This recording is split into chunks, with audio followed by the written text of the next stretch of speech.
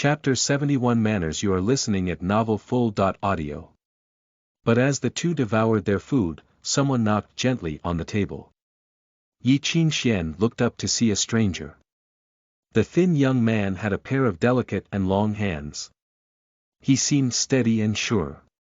His robe was pure black, bare of any decorations, as if he was going to a funeral.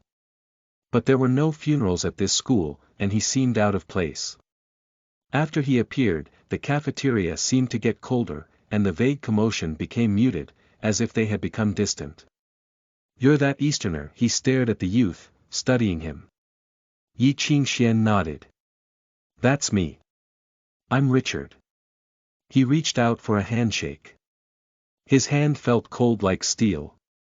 Pointing at his clothes, his expression was still calm. "Student Council, Executive Office. I bet you don't like people who wear this." Charles kicked Yi Qingxian under the table, hinting at him to be serious. Of course Yi Qingxian was serious. He knew what the executive office did. If the 700 or so school rules was the law, then the executive office was the department that executed them. The students did not like those people because they wore all black, showing that they stood opposite of the students. They carefully watched those that thought of breaking school rules, and would swoop in and capture them as soon as they crossed the line. The chief that had been fired last semester for using opiates had been because of the executive office. In recent years, the student council insisted on letting the executive office oversee the school rules. The principal tried to stop them, but they still did it. They were not close to anyone, were stubborn, and did not care about anybody's feelings. They would not let anyone get in their way. In the short 5 days since the start of school, more than 10 new students had already been locked in their room. Yi Qingxian did not want to be their next tally, so being careful around them was the best solution. As if he were used to the sudden cautiousness, Richard did not seem to care. He put a piece of paper on the table and said quietly, "The student council recently sent out notifications. The grace period for tuition has ended. Is Bai Shi here? You need to pay the tuition within 2 days." Yi Qingxian froze. Charles's expression changed too. Their dirty tricks had finally appeared. As the only senior, Charles obviously knew that Yi Qingxian had not paid the tuition yet. He had been taking care of the paperwork for the delay too. But there should have been 1 more month for him to pay it. Why had the deadline suddenly been moved up? Yi Qingxuan's financial issue was clear to Charles. His pockets were cleaner than his white hair. After buying necessities over the past few days, he only had around 10 pounds left. Even their meal had been Charles's treat. How could he pay the tuition? The academy's tuition had always been high. At 60,000 per year, you could buy a nice house in the heart of Avalon City. Suddenly asking him for both his and Bai Shi's tuition was practically kicking them out of the academy. "Wait." Charles stopped the youth from speaking and looked up. "Isn't there still 1 month? What you did on the first day of school forced the school board to reconsider your request to delay the payment," Richard replied nonchalantly. "The elites have great power. Many people don't like Yi Qingxuan's attitude." "Attitude?" Yi Qingxian furrowed his brow. Richard nodded, his expression neutral. "I knew the first time I saw you that you're the type to cause trouble all the time. I know what you're thinking, getting provoked is trouble too. Then should I apologize?" Yi Qingxian asked, expressionless. "My brother is in the first year, and he was dragged into this too." Richard pointed at his calf. "He was hit here and still can't get up." Yi Qingxian froze. After a long time, he sighed. "I'm sorry. I didn't mean to." "He told me it was the most fun he had in a fight," Richard said, shaking his head. "So I'm going to let it go." Yi Qingxian and Charles both gaped, not knowing what to say. They did not really understand these brothers' logic. "I brought the notification over, so this doesn't have anything to do with me anymore." Richard nodded and looked toward Charles. Also, your debtor has already reported you to many people. If this keeps going on, not even Abraham can save you. Charles's expression changed. His usual infuriating smile on his face froze, and he finally turned helpless. Research requires investments. I shouldn't have to pay them back if they suffer losses, right? You can keep thinking that. Richard did not agree nor disagree with him. Glancing toward Yi Qingxian, he asked, I heard that you argued over the school rules with Professor Ben on the first day. Yeah. Richard nodded. Our head likes your style. Are you interested in joining the executive office? Yi Qingxian gaped again. He felt like he did not have enough brainpower. Under the table, Charles kicked him, hinting at him to hurry up and accept, but Yi Qingxian was hesitant. Finally, he shook his head. I'm sorry, but I don't think I have time. Oh. Richard turned and left without feeling disappointed. Yi Qingxian watched him leave the cafeteria and could not help but say, he's so weird. Who cares about him? What's wrong with you? Charles buried his face in his hands. That was such a good chance to make connections and you let it go. If you joined the executive office, then I could get away with drinking in the future. Okay, let's not talk about this anymore. What are we gonna do about your tuition? He realized that he was too loud and lowered his volume. His expression serious, he said, we can't keep dragging it out. 2 days.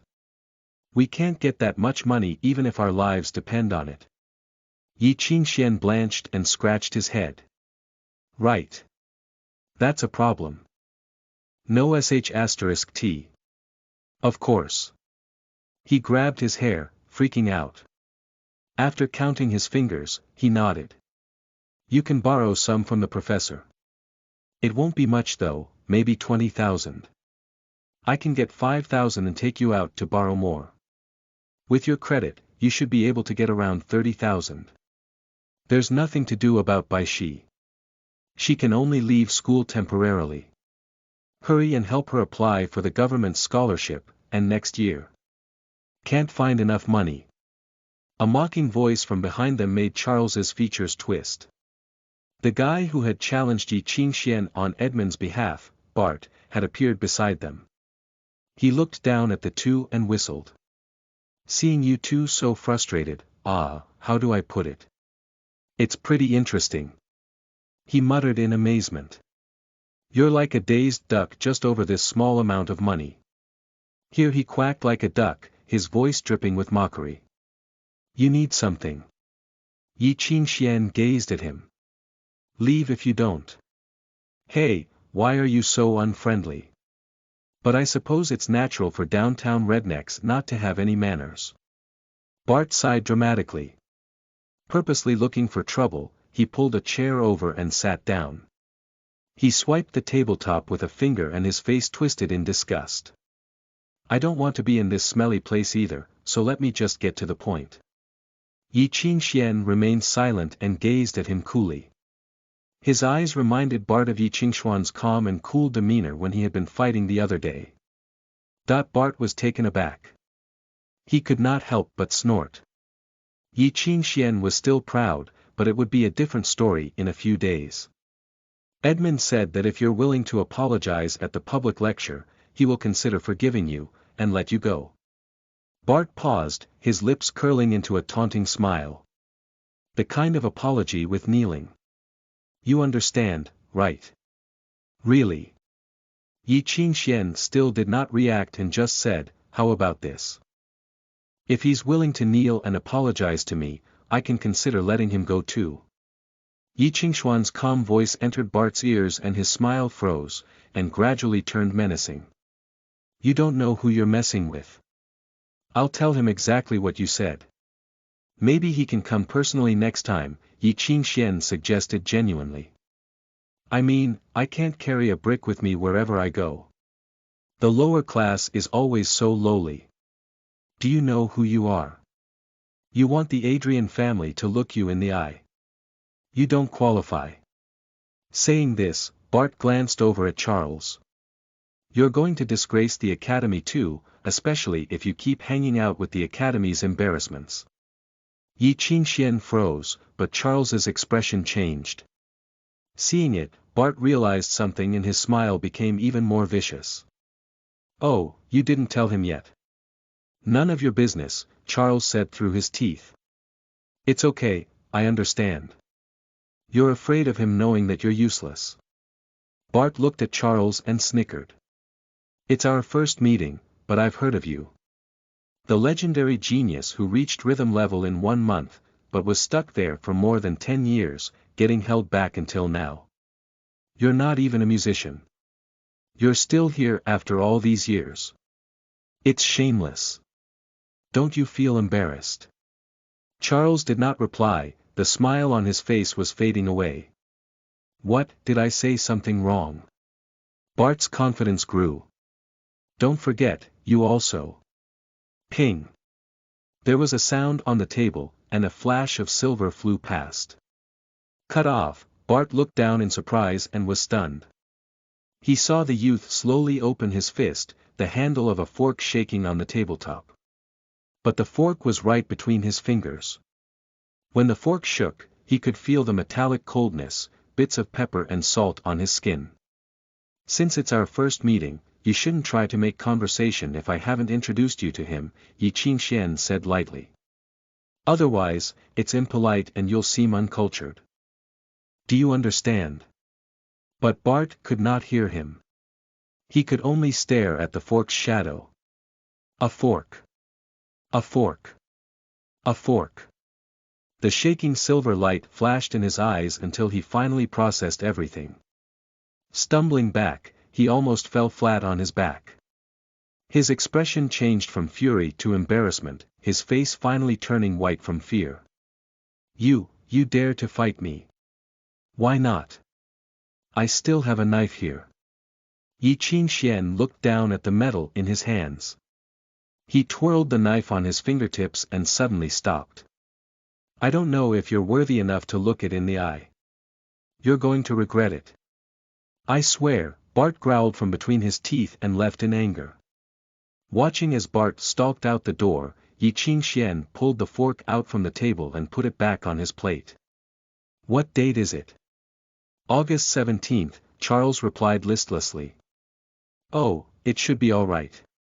Yi Qingxian nodded.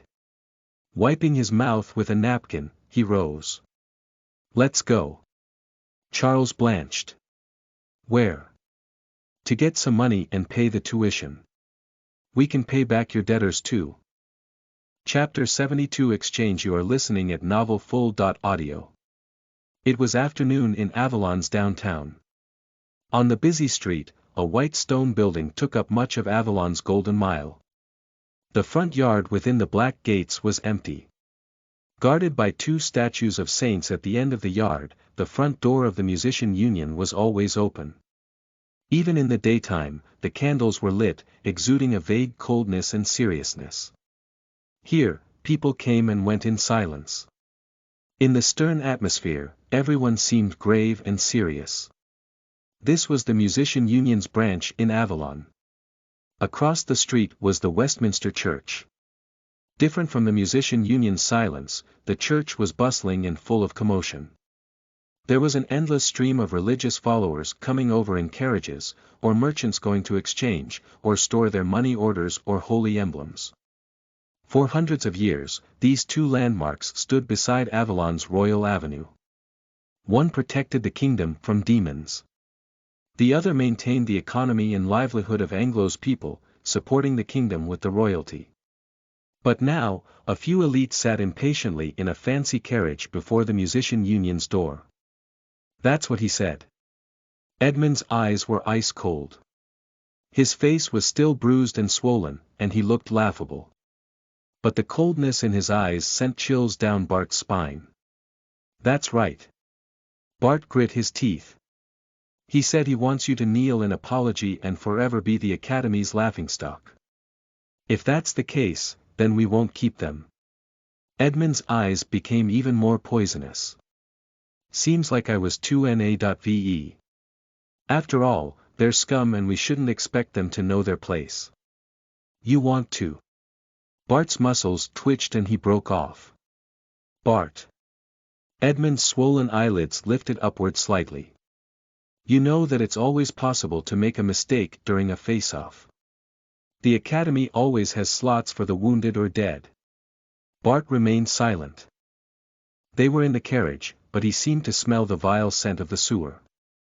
In the murky waters of the Thames, a white corpse could float into the ocean and disappear forever.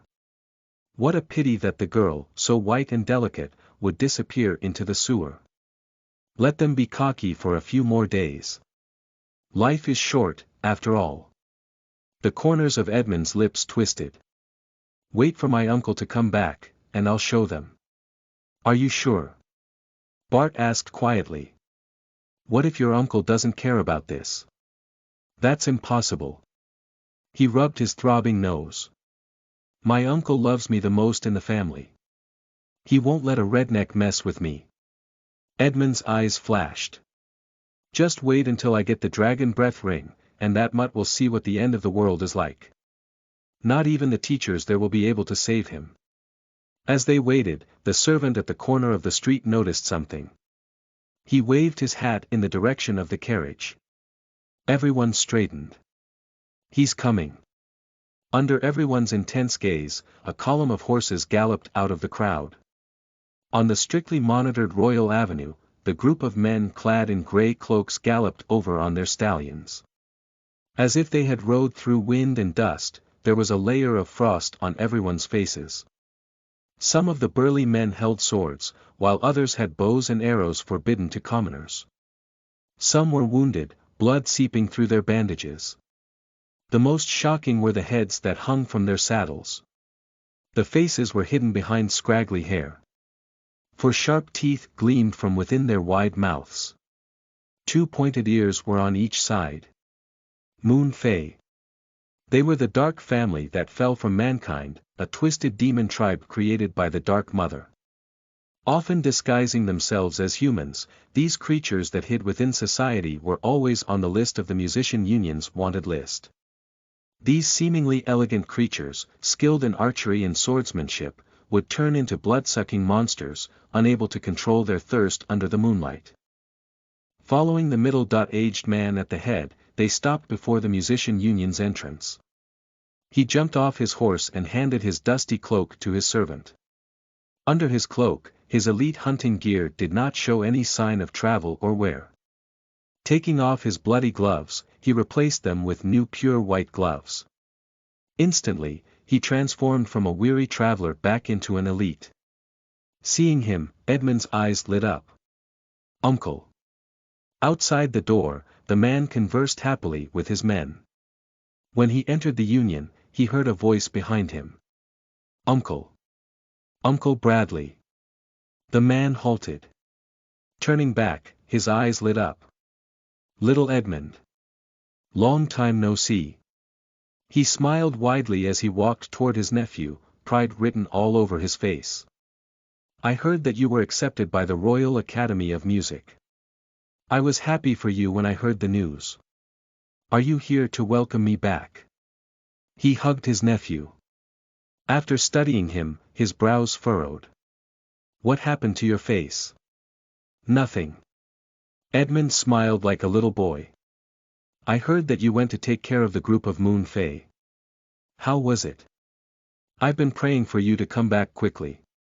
A group of pointy ears is nothing to me. Bradley guided him forward. There was some trouble with finding a guide though. Those scared commoners actually hid when they heard we needed a guide.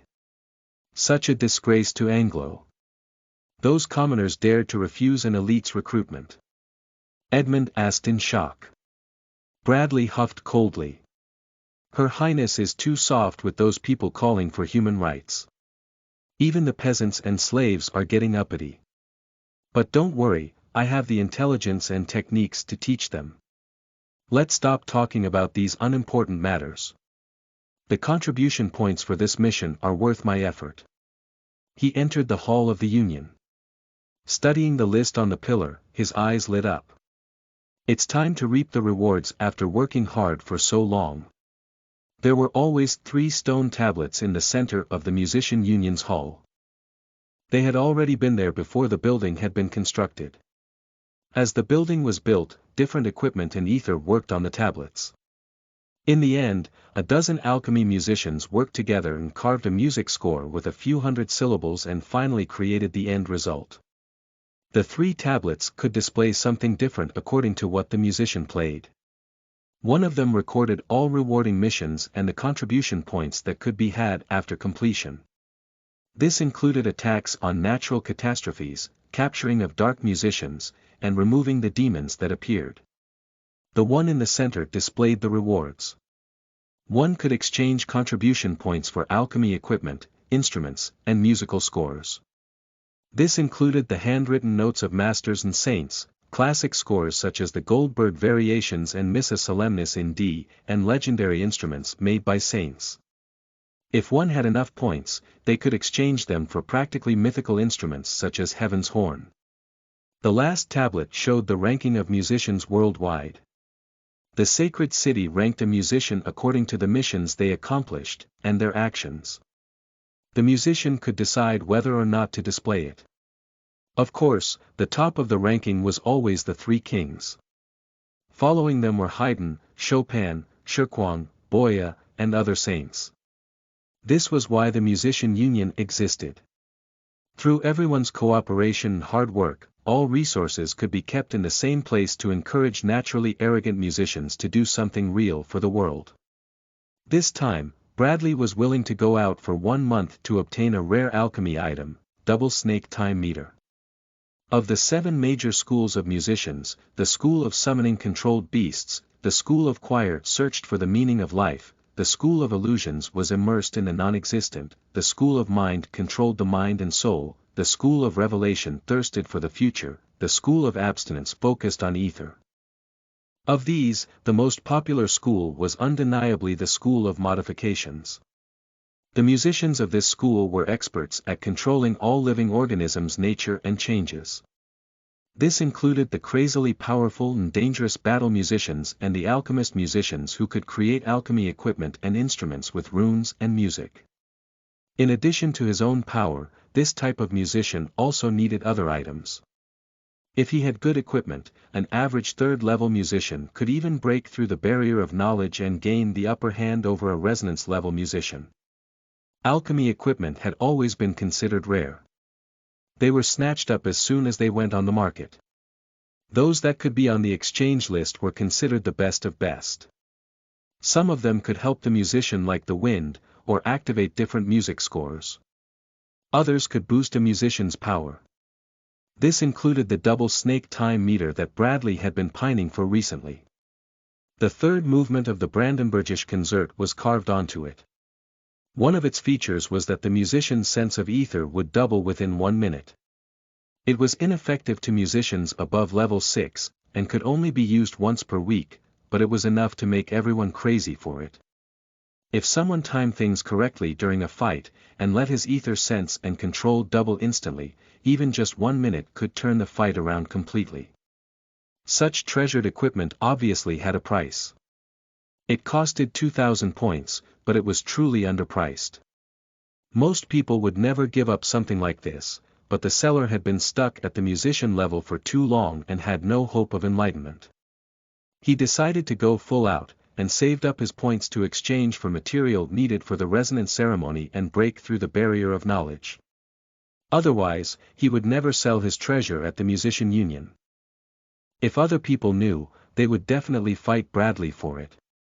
But a week had gone by, and the equipment with serial code ST101 still had not appeared on the exchange list. Thinking of this, Bradley could not help but smile proudly. He had heard of this news from his friend in the union the day it had been sent over, and spent a lot of money to find a loophole in the selling process. Usually, an item could be exchanged as soon as it was registered with the union. But it needed a period of verification and storage before it could officially be on the exchange list. According to previous rules, this process could only be 1 week long. But after simplification in recent years, these 2 steps would not even take half a day. In other words, Bradley had one more week than others to prepare. If he could exchange the item within 1 week, then no one would even know that this item had existed. No one would know about his secret weapon. With uncontrollable ecstasy, Bradley strode to the front desk. He showed his identification card and evidence of his mission. Behind the counter, the worker glanced at the thick book beside him. Silver font swam across the first page, displaying Bradley's information. Congratulations, Mr. Bradley. You now have 2041 contribution points. Hearing this, Bradley could no longer hide his pride. I would like to exchange ST-101, double snake time meter. Please hurry. I can't wait any longer. Okay, just a moment. The worker flipped open the book and searched for the records and documents of the Union. After a moment, shock appeared across his face. My apologies, sir, but the double snake time meter has already been exchanged. Chapter 73 Joke. You are listening at novelfull.audio. What? In that moment, Bradley suspected that he had heard incorrectly and was hallucinating. He bent over and stared at the worker. Eyes narrowed, he demanded, "Are you sure?" I said I want ST-101. That's right, sir. The worker leaned back, slightly afraid. Turning around the book in his hands, he showed Bradley the text. According to the records, someone with authorization directly searched through the inventory and chose it 5 minutes before you arrived. *T. Someone had beaten him to it. His face practically green, Bradley slammed his fists on the table. Who? Who? Where did he go? He can't be far. He demanded, grabbing the worker by his collar. But he quickly realized that he had lost his temper. And quietly slid a thick pouch of money to the worker. My apologies, I was a little excited. Can you check who it is? The worker weighed the pouch and nodded in satisfaction, his furrowed brows smoothed out. But as soon as he searched, they furrowed again. Sir, this is a trans-regional exchange. The worker seemed confused too. It's an exchange request that came directly from Sacred City. I don't know why he asked specifically for this item, but it has already been verified with the administrator's signature. Bradley froze in shock. Were they sure? Most musicians came personally to the exchange center so they could test out the item in the experiment room. And how had this person known about an item that was only in the records, and not even on the exchange list? He's from Sacred City. Bradley murmured, angry and confused. When did he take it? According to the message, the item will be kept here, and someone will come to pick it up. Upon hearing this, Bradley's eyes lit up, something sinister flashing in them. He stretched over the counter and stuffed another pouch of money into the worker's arms. Quietly, he said, "Tell me his name. I'm sure he'll know how to treat my family." The worker hesitated, but could not resist the temptation of money. Let me see. His name is. He flipped through the record and made a double take. He sounded out the name, Yi Qingxian. Edmund was shocked too. What? He gazed around the hall subconsciously. In the corner of his eye, he saw someone's backside at another counter. That familiar, annoying white hair gritting his teeth, he tugged at Bradley's shirt corner. Uncle, look. Yi Qingxian and Charles looked around the musician union, praising the 3 stone tablets. It was already August 17th and according to his promise with Wolf Flute, the reward money from Rain Artist would arrive soon. He only needed to take a holy emblem to any church to withdraw it. From what he knew, Wolf Flute was sometimes unreliable, and the money might be a few days late, but he had been unexpectedly quick, and transferred the money early. Faced with 300,000, Charles was stunned. If they found a good agent, they could probably buy a house in Uptown with this money. If used for tuition, they would not have to worry for about 5 years. But if they calculated their expenses on the safe side, they had enough for at least 3 years. Besides everyday costs, they still needed money for materials for practice and exploration. If they added in Baishi, it was enough for 2 years. Xuanhuan's plan did not rely entirely on Wolf Flute's help. With his speed, he could achieve rhythm level in 2 years, apply for an internship outside the academy, and take on his own missions. But he did not know that other than money, Wolf Flute had also mentioned their promise. If he was accepted by the academy, Wolf Flute would give him a gift. Xuanhuan had forgotten about this, and was surprised that Wolf Flute had remembered. They were not far from the musician union, so he decided to come and see what the mysterious surprise was. Standing before the counter at the other side, he bowed his head at the old woman. "Hello, madam, excuse me. Is this your first time here?" The woman gazed at the nervous youth and smiled. "Relax a bit. What can I help you with?" Seeing that it was not as serious as he had thought, Xuanhuan relaxed and smiled. "I'm here to pick something up. It should be kept here by a Mr. Wolf Flute." "What is it?" The worker flipped through the book, searching. "I don't know," Xuanhuan replied helplessly. "It should be a gift. Something mysterious. Do you have any vouchers? Is this okay?" He handed over his identification card and holy emblem. After a while, the worker nodded. "Code ST101. It is stored here indeed. Let me go find it for you." Soon, she returned, holding a box sealed with wax. "Please check for any damages and sign here. The paperwork for the first time is very complex and I don't want to trouble you." Xuanhuan froze a little and smiled awkwardly. "What is it?" Waiting on the side, Charles was more excited than Xuanhuan. "It's time to make a splash. Don't hesitate, Junior. Let me see." Xuanhuan used a paper cutter to remove the wax, and opened the metal box carefully. The box was the size of his palm, and was padded with foam on all sides. There was a piece of white silk in the middle, as if it were holding treasured jewelry. But there was not any jewelry in it, only a plain pocket watch. The steel-gray watch seemed old and felt heavy in his hand. It did not have gems embedded in it like recent trends, and only had a detailed carving as decoration. 2 snakes intertwined, one calm and cold, the other wild. They were tangled together, killing each other. The carving produced heart-stopping tension, making one want to hold their breath. "You can tell it's good just by the decorations," Charles praised. "Come on, let me see it." "No way." Xuanhuan dodged his hand.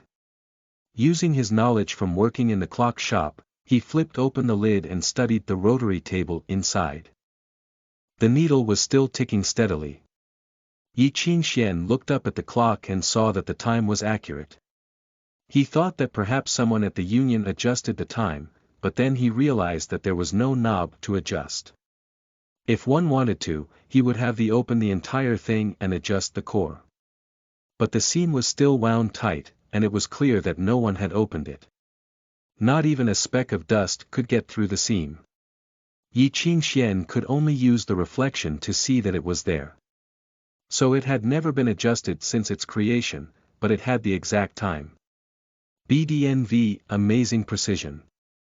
Xuanhuan clutched the watch. Feeling the faint vibrations in his palm, he could not imagine how the machine's core worked. "I doubt it's that simple." Charles touched the pocket watch with a finger and his expression changed.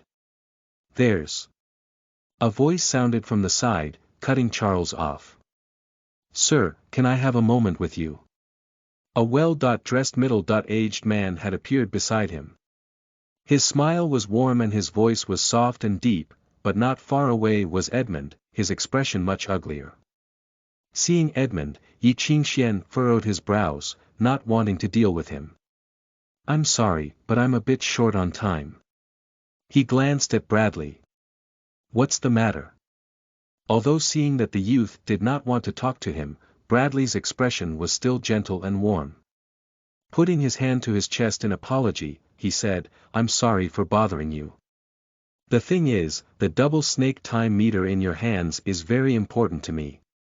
Would you be able to part with it? Bradley looked him up and down, taking in his old jacket. A sense of understanding appeared in his eyes.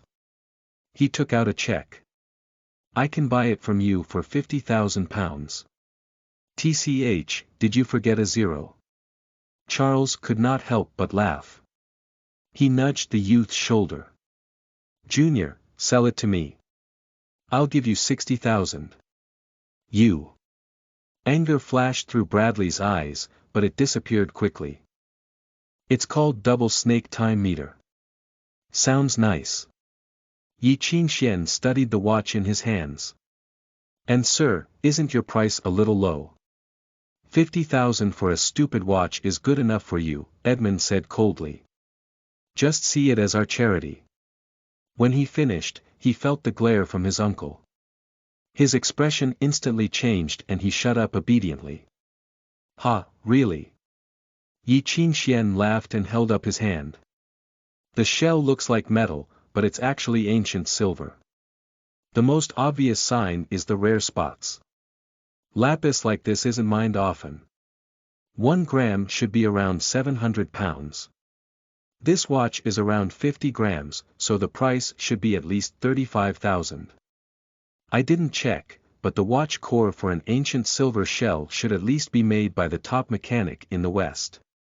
Let's add 20,000 for now. Yi Qingxian hooked his forefinger on the chain, twirling the watch beautifully around his wrist, letting it land in his palm. His finger slid down and opened the watch. He felt around and his finger stopped at the edge of the lid. His smile instantly became mocking. It should be at least 90 years old.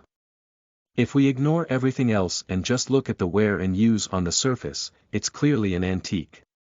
Using the price of items from the same time period at auctions as reference, it's easily 100,000.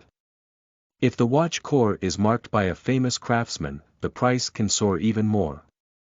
As the youth spoke quietly, Bradley's features twisted more and more. Finally, Yi Qingxian raised his head and asked calmly, "Are you sure 50,000 isn't a joke?" Chapter 74 Charles, you are listening at novelfull.audio. Hey, don't. Edmund wanted to say something, but Bradley raised a hand, telling him it was unnecessary. The energy of young people is always so impressive. He maintained his gentle smile and wrote a new check. I can give you 20. Sorry, but I'm not selling, Yi Qingxian interrupted. Bradley's smile froze. In the silence, his spirit crumbled bit by bit until all that remained was gloom. Young man, this isn't the place for you to joke, he said quietly, running a thumb over the family emblem on his sleeve cuff. Check who you are talking to. If I were you, I'd take the money before it's too late. He looked down at the youth and ripped off the check from the book. Holding it between two fingers, he held it out to him. Would you like to reconsider? Even if you are brave, you should think about the others. Uncle, there's also a little girl. Edmund whispered to Bradley, his eyes evil. Hearing this, Charles's expression changed, fury in his eyes. He moved forward, but Yi Qingxian stopped him. Yi Qingxian put back the watch silently and straightened his collar. Looking up at Bradley, his eyes were cold and full of disdain, as if it were snowing in his eyes, and there was a black vortex under the snow. Important figures are so ugly. They can make everything sound like a blessing. He lifted a finger and flicked the check away, glancing at Edmund. If anything happens to Bai Shi, you'll regret what you said today. I swear on it. At this, Edmund's features twisted, as if angry. But being looked at by those eyes made him feel scared for some reason. Let's go, senior. There's no point in talking to these wild dogs. Yi Qingxian looked away and turned to leave. Who does he think he is? Behind him, Bradley stared at his backside, his expression turned menacing. He pressed down on the flute in his robe and opened his mouth, chanting an activation spell. Suddenly, the faint and graceful sound from a flute entered Yi Qingxian and Charles's ears. The low sound was like eerie whispering, wrapping around their brains and growing quickly like mutated seeds. It was like poisonous fungus growing under the spring sun, sucking on the tree's nutrients. Yi Qingxian suddenly felt dazed. His legs weakened until he almost tripped. His body stiffened as if something had sapped his energy, and his body was no longer under his control. This was Telemann's Flute Concerto Op. 68, Marionette. It was the most commonly played piece by the school of mind. By entering one's consciousness, the rune would live like a parasite. Then it would wipe out the victim's consciousness, turning him into a puppet of the cruel music. Under the control of the melody, the stiff youth turned slowly. Like a broken puppet, it tried to walk back. Bradley looked at the returning youth, satisfaction flashing through his sinister eyes. He reached out a hand. "Give me the double snake time meter." Yi Qingxuan's moves were stiff, but he did not reach out. Bradley's eyes turned furious. He played the flute again, the music sharp and becoming higher pitched until it suddenly stopped. It was as if it had been caught in his throat and died.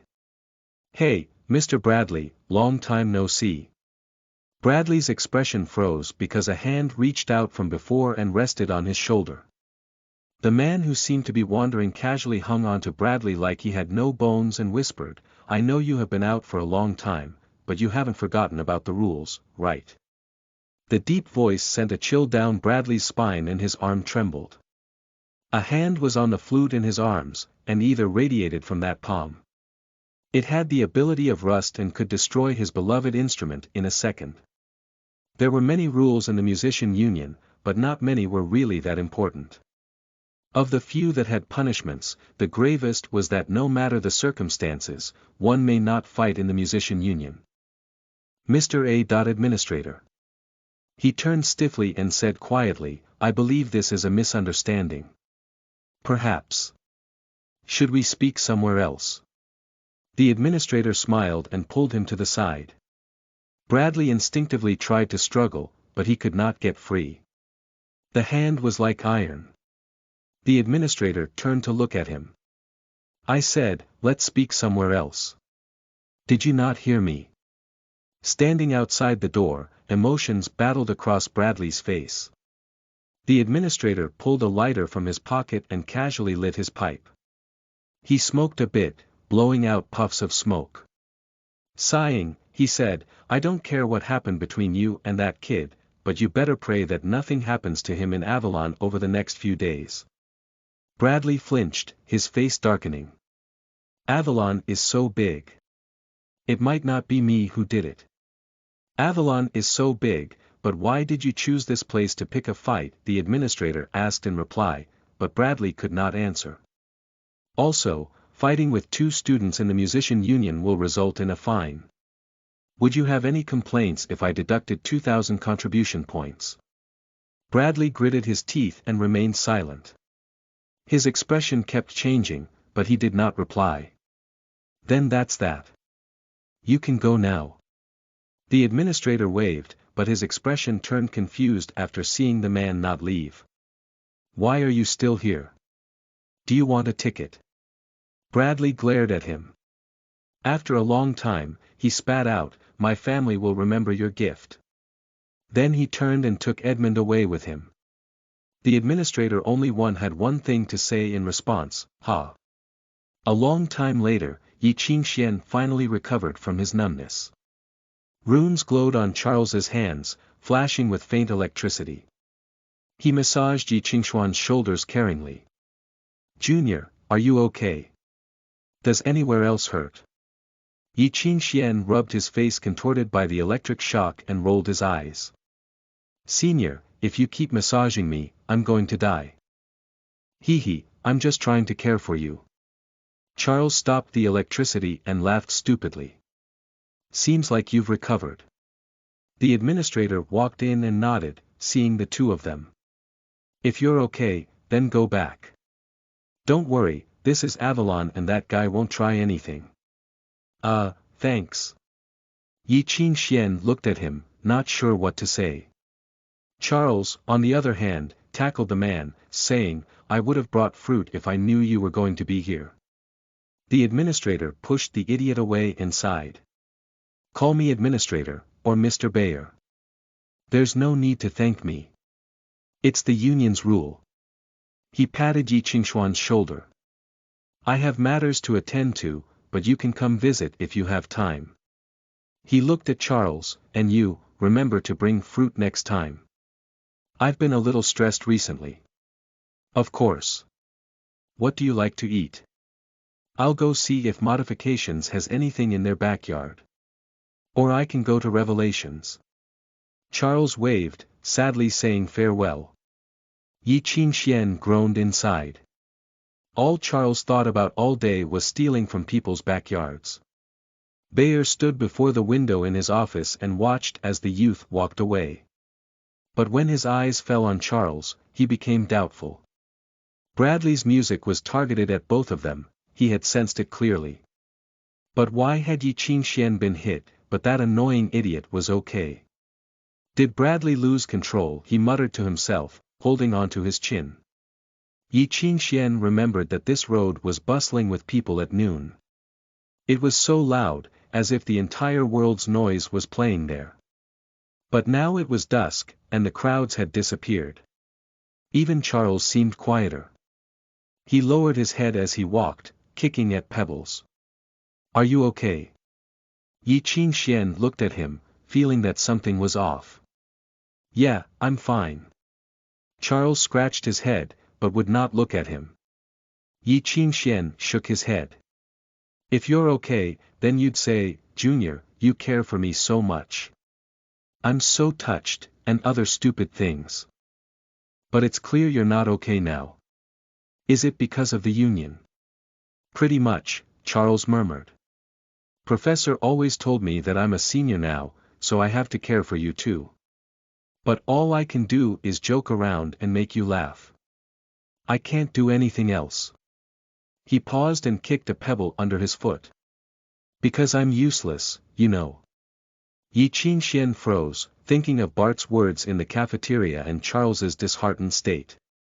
He opened his mouth to comfort him, but did not know what to say. He realized now that he did not have experience in comforting anyone. BL.net Charles turned and saw that he was sad too. Knowing why, he wanted to laugh. "You don't have to worry about me. I'm actually fine. I just don't know what the problem is." He stopped Xuanhuan and patted his shoulder. "Sometimes, you get stuck and get used to it. My days are a bit sad, I owe money and get drunk a lot, but there are ways to solve those problems. I used to get sad, get drunk, and have some weird nightmares. After I woke up, I wouldn't know where I was. Every time I opened my eyes, I always questioned what the point of staying here was. But other than here, I don't have anywhere else to go to." Xuanhuan stayed silent, not sure what to say. Seeing that he was even sadder, Charles laughed. "It's good here, actually." He hooked an arm around the youth's neck and said softly, "There's the professor, you, and Bai Shi. I'm not alone anymore. I have to protect them so this city can become beautiful." Walking down the empty street, the gold-haired youth hummed an unclear tune. He gazed around the city under the setting sun. He could see the faraway ocean in the cracks between the buildings. The sun set behind them, drawing a brotherly shadow on the road before them. It was the silhouette of two boys. Seeing that the shadows were no longer lonely, he was no longer sad and smiled. Chapter 75 Classic School. You are listening at novelfull.audio. A short while after they left uptown, a fancy carriage stopped before them. The stallion pulling the carriage was as tall as a man, and its flame-like mane blew in the wind. The carvings on the carriage were decorated with gold and silver, shimmering under the setting sun. The carriage door opened. The person inside looked at them and smiled. "Good day, sirs." What a coincidence. Xuanhuan had thought that Edmund came to make trouble, but froze when he saw the person. In the carriage was a youth, sitting on a sheepskin rug. His silver scepter was tossed casually onto the ground, the ruby at the top shining with a lonely glow. His golden locks fell to his waist and he looked like a girl, but not many girls were as pretty as him, nor did they have that heart-stopping handsomeness. Before, Yi Qingxian thought that Charles was attractive, but he was different from this face before him now. While Charles looked like a good-for-nothing guy, this man's aura was like the eerie coldness from an ancient well or an icehouse, and refused to be overlooked. Plus, he had such an opulent carriage and fancy attire. Yi Qingxian only knew one person like this in Avalon. Boss. He stared at the man in shock, having never expected to meet him here. Sir Hermes, the clock shop's mysterious boss, and namesake of the famous artist from a few hundred years ago, smiled smugly when he heard the shock in Yi Qingxuan's voice. Long time no see since you entered the academy, little Yezi. He waved his hand affectionately. Come closer, a bit closer, that's right. Is this your friend? He looks like a handsome youth. I'm happy that you have new friends. Seeing two dazed faces, he smiled. Would you like to come and drink some coffee? The shop is going to reopen soon after its recent reconstruction. It'll bring some liveliness if I have two guests. I just brought home some goods from Burgundy. You won't find my coffee anywhere else in Avalon. Half an hour later in the newly reconstructed clock shop, Yi Qingxian and Charles sat at the table with coffee mugs in their hands like obedient children. Oh. That's what happened. You're doing well. Hermes nodded after learning of the situation. Your professor is Mr. Abraham. I've heard of him. I think he's retired from the army, right? It's rare to see a musician with a military background. Yezi, don't take this chance for granted. Yi Qingxian could only nod. He always felt that he did not have enough brain power for this mysterious and weird boss. But after getting used to his strange thought process, he seemed like a good person. For once in his lifetime, Charles was well behaved. He just sat there, drooling at the antique clocks in the store. Yi Qingxian coughed awkwardly, and lowered his head to drink the coffee. For some reason, the coffee tasted weird to him. It tasted like cat. Was this how high-grade coffee tasted? It did not seem right. I thought you wouldn't be able to make it, Hermes said casually. He sat in his big chair and propped his feet on the table, finding the most comfortable posture without a care for manners. The last time an Easterner entered the Royal Academy of Music was 20 years ago. But he was different from you. He was invited over to be a professor. It's so interesting that a mysterious Easterner would come to the most prestigious music school in the heart of the Anglo Empire to become the vice principal. Vice principal? Yi Qingxian exclaimed, stunned. That's right. But I left for a few years and when I came back, he had gone missing. Hermes shook his head and sighed, such a pity. I even missed his wedding. I heard that he quit right after his marriage to enjoy his two-person world. So envious, so envious. Boss, do you still remember his name? Yi Qingxian asked carefully. Why should I remember a man's name? Hermes rolled his eyes. Worker 1, don't look down on your boss. Boss, that would be a weird reason for you to be looked down upon. Hermes muttered something, then said, well anyway, I think that Easterner caused some chaos in the end. Don't be like him, Yezi. Yi Qingxian sighed and asked, do you have any details?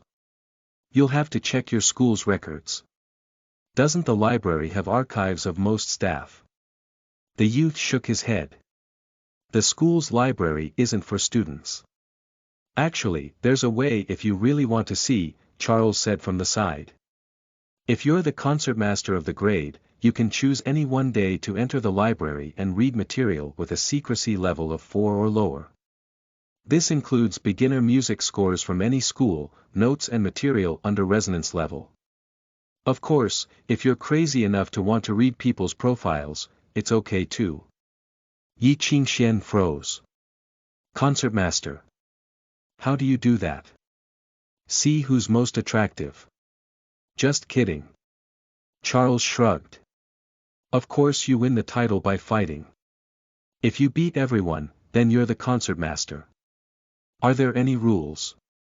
Yi Qingxian asked. Charles rolled his eyes. You put down a flag in public if you want to challenge them. You must win 10 rounds. Note that it's 10 continuous rounds.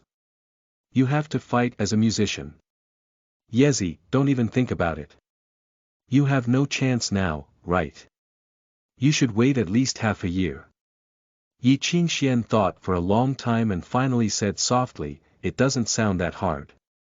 I can get rid of Edmund and his friends too. My friend, you're so confident. Charles did not know if Yi Qingxian was dreaming or thought too highly of himself. Would they not fight me if I don't challenge them? Charles was silent. Oh, it's good for young people to have such a fighting spirit. Hermes clapped. His eyes paused when they swept past Yi Qingxuan's chest. Suddenly, he rose from the chair and somehow stood atop the table. Yi Qingxian thought that he was hallucinating, but Hermes really was standing on the table. He stepped forward and swept a hand across Yi Qingxuan's chest, his pinky hooking onto the pocket watch's chain, and lifted it from the pocket. It was no wonder he was the boss. He was as elegant as an elite lady picking flowers, even as he stood on a table and took an object from someone else's pocket. Hermes studied the pocket watch and his expression changed. I miss this thing. Where did you get it from? A friend. Feeling a bit awkward, Yi Qingxian took off the pocket watch and let the man look at it freely. Hermes ran a finger over the carvings and smiled happily. Little Yezi, I can give you some pocket watches if you like them so much. With that, he pointed at the display rack behind the counter. It contained a row of extremely valuable antique watches. Think of it as a late meeting gift. Choose whatever you like. Charles was ecstatic. Thank you. A cane whacked him on the head. He wailed and promptly shut up. Hermes grinned at him. This is an employee benefit. You don't count. So how about it? Did you choose yet? Hermes pointed at his collection. This is all good stuff. I don't need it. Yi Qingxian awkwardly waved a hand. They all look expensive and I haven't done much. Tisk. Hermes pursed his lips and went back to his seat. With the chain caught between 2 fingers, he gazed as the watch spun around his fingertip. He murmured, there is no way to take it back. Such terrible work should be destroyed like dark history. What? Yi Qingxian asked. Nothing. Hermes squeezed out a smile. Since we met coincidentally, and I'm in a good mood, I'll fix it for you. Without waiting for Yi Qingxuan's reply, he tossed the timepiece into the air. Yi Qingxian opened his mouth to speak, but Hermes snapped his fingers. Low murmurs and chants came from the empty air, instantly going from thin to brilliant sounds. Countless instruments accompanied the singing, turning into thunder and flashing past one's ears like lightning.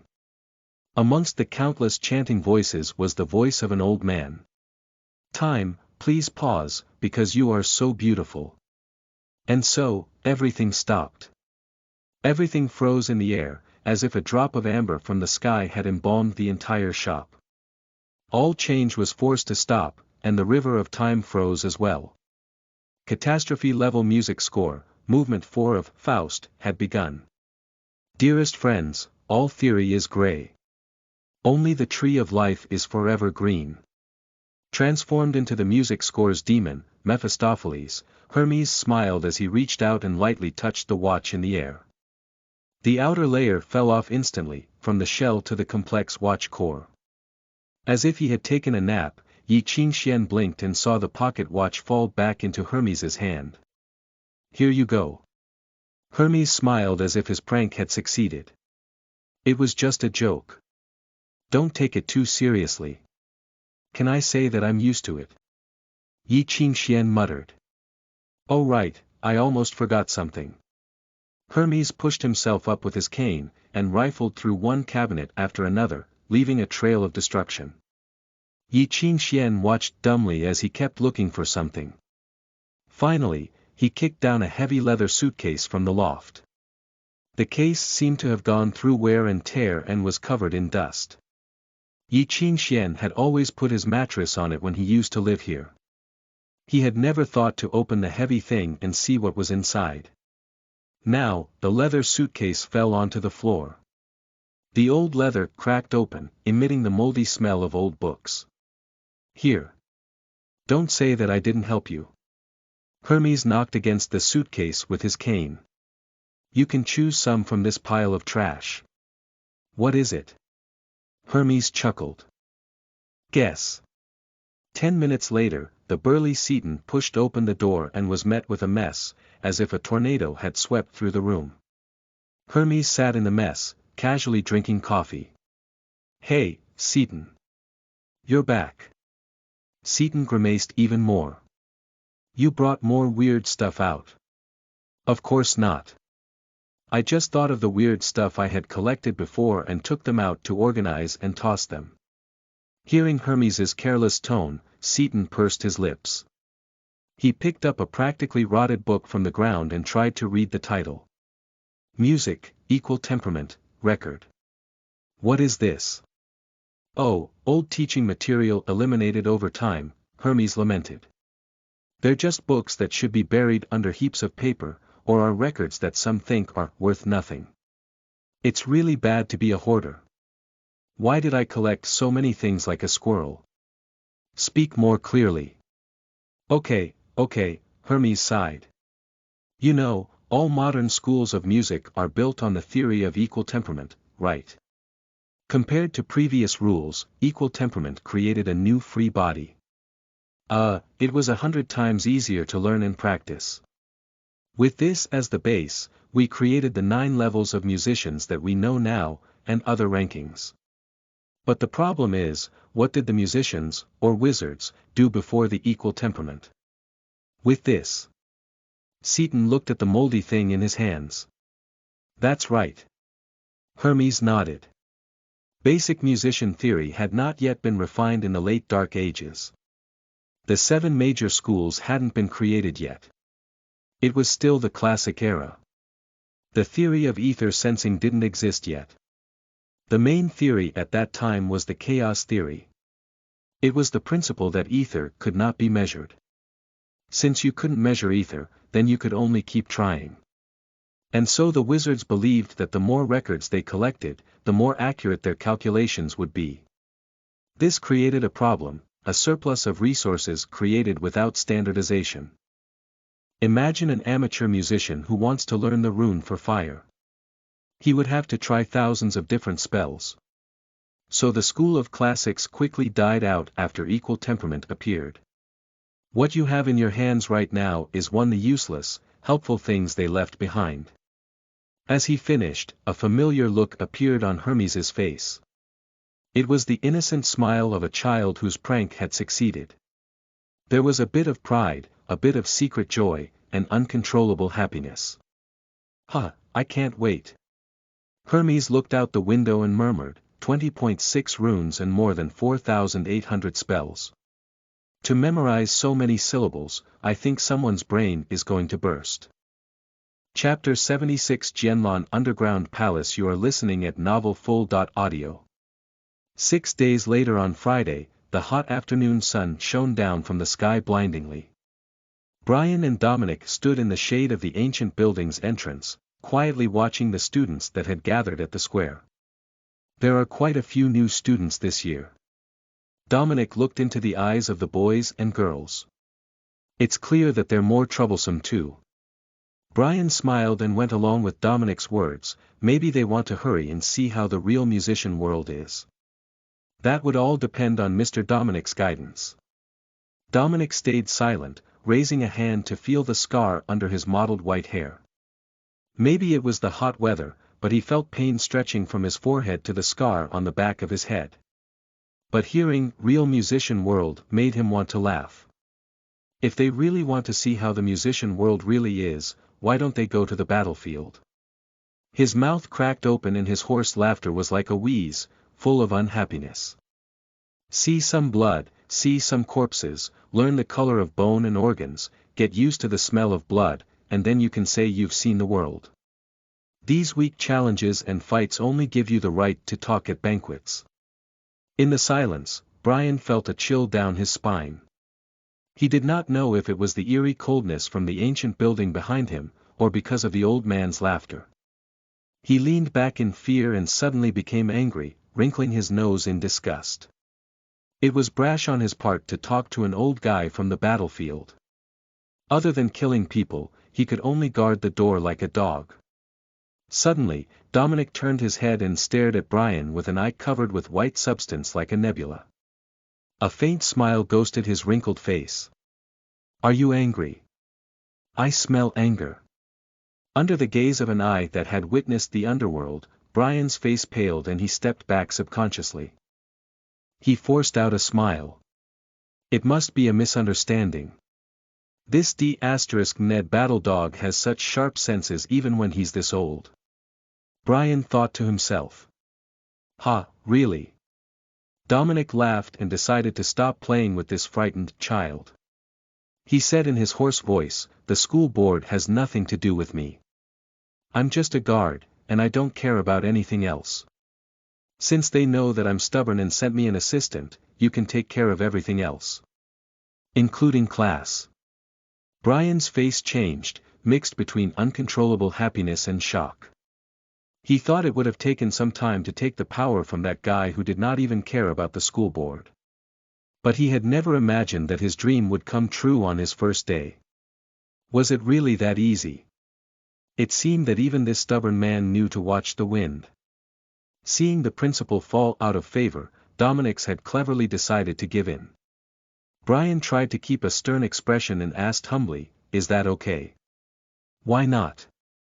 Dominic murmured. Isn't that what you're here for? He looked back at the teacher's assistant under the blinding sun. With his back to the sun, Brian couldn't see his face clearly. But the eye covered in with the white nebula emanated a corpse's coldness. It was like a tide that crashed over Brian's joy. Work well since you're here. He raised a scrawny finger. Hooked on it was a rusted old key. It's time. Open the door. It was clearly a command, but Brian, who had never followed any commands, took the key without hesitation. He was in awe of the might in that voice. His emotions battled.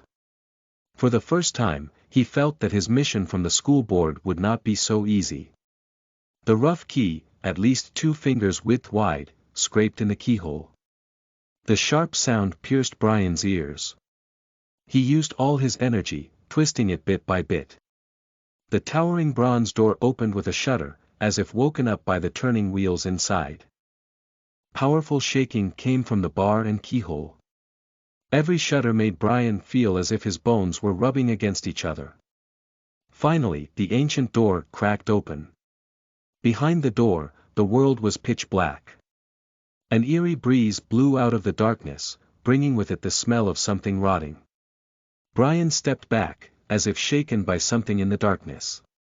Don't just stand there. Bring the students in. Behind him, Dominic leaned on a cane and passed him. It's almost time for class. All students let out a breath when they finally made it to the end of the long tunnel. The entire time, the darkness all around them almost suffocated them. The hidden underground palace emanated an ominous feeling from every corner, at every second. Very few people knew that there would be such ancient architecture hidden under the verdure of the academy. It looked like a church, about to collapse any second. But the church would have never built something so sinister. They always had sharp turrets, like swords pointing up to the sky. Like in an abandoned building built from scraps and metal, there was a long tunnel behind the bronze door. Silence weighed down on everyone's whispering. There was only the sound of heavy panting and footsteps, and the sound of Dominic's cane hitting the ground. Stop here. They were on a vast square, at the entrance of a different palace. Dominic's footsteps halted, and he looked at the crowd behind him. All public practice classes will be held here. Remember your location. This is still within the proximity of the entrance. If you keep going forward, you will stray. He paused and laughed hoarsely.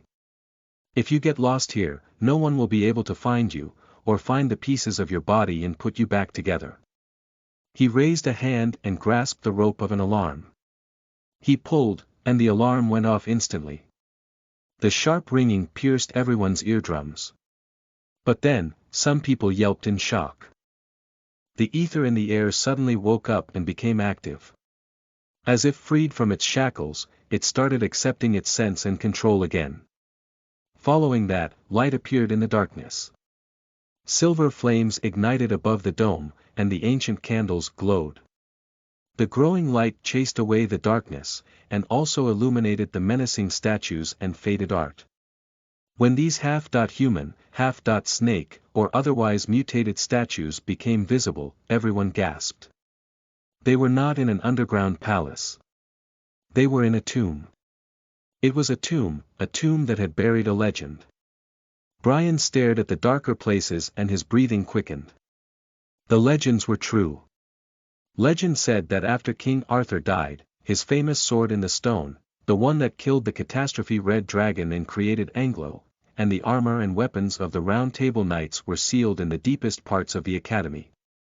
Apparently, the sword was still active every night, even after losing its owner. The soul of the Red Dragon sealed in its blade still howled during the dark nights. It was a weapon that had combined the skill of all Eastern and Western alchemists at the time. After losing its owner, it became a creature that preyed on men. The royalty could not bear to destroy King Arthur's only relic, and could only seal it in the deepest part of a tomb-like underground palace. It was guarded by the armor of the Round Table Knights. Someday, a new king would be born and take control of it. There were more legends than one could count. But this was the only legend that was a secret every major family passed down. Brian had worked hard to win this position, just so he could add something bold to his resume. This was also why he had been so upset with Dominic. The resource that could help him win the world had always been taken by an old thing that needed a cane to walk. Such blasphemy. What are you still waiting for? Dominic's hoarse voice sounded behind him like a ghost that could read minds. Start the class. The old man hobbled away into the dark shadows. Only his eerie laugh remained. I heard that the kids have prepared something. I'm so excited. Can the gentlemanly elites learn to fight like dogs too? Seeing his backside, Brian's expression turned dark. He was starting to find this old dog an eyesore. Brian stood before the crowd, starting to lecture the rules and important points of musician battles. But in the crowd, Baishi hopped around in impatience.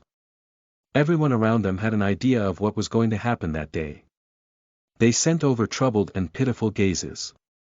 The more they did so, the worse Baishi's temper got. What are you looking at? I'm going to gouge out your eyes. Baishi stuck her middle finger up at everyone. What? Not happy? Then fight me. I'll teach you a lesson. They looked away, but Baishi was still pissed. How long has it been? Why isn't he here yet? She asked, stepping on Charles's feet. Why did you sneak out this morning? How come only you came back? Maybe because there are a lot of scrolls, Charles said mysteriously. Don't worry, he promised to come back in time. It hasn't started yet. Music history. A dramatic voice sounded from the crowd. Bart gazed mockingly at the emblem before Charles and Baishi's chest and asked his friend, what department is that? Do we even have that in our school? Oh, I've heard of it before. His friend giggled. It used to be part of Revelations, but it was too much of a failure, so we kicked them out. They host our academy's infamous failure too. How have they not been eliminated yet? Say one more thing. Without waiting for Charles, Baishi walked over to the student. She looked up at him, her eyes full of anger and coldness, like a frosted dagger. Her eyes were different from Yi Qingxian, who always looked at others with pity in his eyes, as if he was looking at an idiot, and would not react no matter what. But Bai Shi did not care about getting on the same low level as those idiots. Once she was angry, she was willing to fight no matter what. When she stood in front of the boy, a full head taller than her, and looked up, he actually stumbled back. No one could believe that such a fierce glare came from that little girl. A failure. Even if he is one, he's a failure I'm protecting. She reached out, jabbing at the boy's chest, forcing him to stagger back. Say one more word and I'll rip your lips off. Just try. Chapter 77 I'll fight 10. You are listening at novelfull.audio. A failure. Even if he is one, he's a failure I'm protecting. Bai Shi reached out, jabbing at the boy's chest, forcing him to stagger back. Say one more word and I'll rip your lips off. Just try. Useless trash. Bart thought angrily. He pushed the idiot away and stood before Bai Shi. He smiled, looking like a gentleman as he gazed down at the little girl. He could not help but glance over her white skin, lowering his gaze to her beautiful face and delicate neck. He wanted so badly to reach into that collar. But Bai Shi's eyes pierced him, causing his smile to go stiff, turning into a cold grimace. What use are your words? Where is he? Looking behind Bai Shi, and not seeing the white-haired youth, he could not help but snicker. I bet he's too scared. We've prepared an amazing show today, but it's a pity we met a coward. What does this have to do with you? Bai Shi sighed that eyed him. You talk like you're the boss. If you're so powerful, why are you still Edmund's dog? Do you bark when he ignores you to get attention? You. Bart's face darkened and he glared at Bai Shi. Looking at the delicate beauty on her young face, and her slightly protruding chest, his eyes became angry and greedy. That stupid B*TCH was willing to offend him over a mutt. He had even resisted his savage urges so many times. He studied the girl, wanting to find panic hidden in her eyes. But greeted by her stubbornness, Bart's heart actually skipped a beat. His gaze softened, filling with pity and lust. Reaching toward her shoulder, he said gently, do you still believe that he can protect you? Do you know just how many people he has offended? Come with me. As long as you're obedient, I won't let anyone touch you. Too bad she's with me. A hoarse voice sounded behind him, causing his hand to freeze. Bart turned around like he had seen a ghost. Behind him, a tired white-haired youth smiled toward Bai Shi. Sorry, there were a lot of tests and it took some time. Finally, his gaze landed on Bart's frozen hand, and his eyes became cold as if he were looking at a heap of garbage. Can you take your dirty hand away now? Didn't you know you had the guts to come? Bart suppressed his fury and smiled without moving his facial muscles. Hopefully you won't be scared. We prepared a long show and I promise it'll be fascinating. He slit his neck with his finger. We'll see. As you please. Yi Qingxian bent over and wrapped an arm around the girl's shoulder to taunt Bart. Smiling, he watched as fury filled Bart's eyes, and the boy stormed away. And then his smile stiffened because Bai Shi had stepped on him where no one could see. I'm going to bite you if you don't let go, Bai Shi said through clenched teeth in a voice only the two could hear. Yi Qingxian chuckled quietly. I'm just playing with him. It's so interesting. How come you get to hug me? Bai Shi glared at him. Next time, you stand in the front and I'll carry you bridal.style. How about that? Cousin, with your strength, how about no? Yi Qingxian stroked her hair tenderly and Bai Shi nearly exploded. I'm gonna kill you. Okay, that is all for the general rules. Next, we can begin practicing. At the front, Brian had finally finished explaining the rules and paused. His gaze swept past Edmund and, seeing the boy's expression, he nodded, revealing a chilling smile. Raising his voice, he looked around the crowd. Next, which student will voluntarily demonstrate a duel between musicians? He emphasized the word voluntarily. It was clear that Edmund had talked with him beforehand. Nothing could be said, even if Yi Qingxian was injured later. Sir, I want to challenge the student beside me. I believe he will voluntarily demonstrate for everyone, Bart said, raising his hand. The crowd split immediately, forming two separate circles around the two. Whispers spread throughout. It was clear everyone knew what would happen. Bart looked back at Yi Qingxian. The youth stood quietly and just nodded, not revealing anything else. I will make sure you lose your dignity in front of everyone. Bart talked as he smiled, his voice menacing and deep. Something like music history should never have existed in the Royal Academy of Music. Don't brag about things that you have no control, Yi Qingxian said quietly. My father taught me this when I was 3 years old. It seems that elites start their education late. It seems that you want to die. Bart wiped the smile off his face. Please come forward. Before the crowd, Brian stood in the center of the square. A carving of a snake was under his feet. The long snake eating its own tail wrapped around the heart of the square, the fierce struggle displayed on the stone floor. The exaggerated yet detailed design made it seem not like an inanimate object, but like the corpse of a terrifying creature, its pain preserved in the stone. Do you have anything else to say? Brian stood between the two and asked, seeming fair and just. No need. Yi Qingxian shook his head. I don't like trouble, so if we can solve this in one blow, then let's do it. Bart blanched. What do you mean? I mean that today, I'm going to fight 10 students. The entire square fell silent at that. 10. In the shadows, Dominic thought of something and laughed.